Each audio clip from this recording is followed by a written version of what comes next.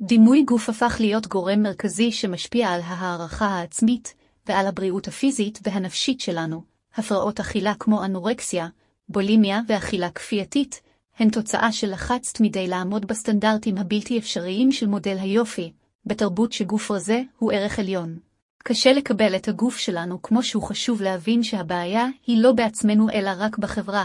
בתקופה שלנו כרגע בזמן מלחמה שאנחנו נמצאים הרבה בבית, חשוב לשים לב לירידה או עלייה דרסטית במשקל. זה יכול בקלות להגיע להפרעות אכילה כמו אנורקסיה כתוצאה של גלישה מרובה ברשתות החברתיות.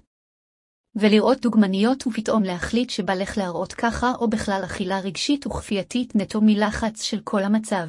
לסיום, חשוב שתבינו שהדימוי גוף שלכם והערכה העצמית שלכם לא צריכה להיות תלויה בשום מודל שהחברה שלנו הגדירה לנו.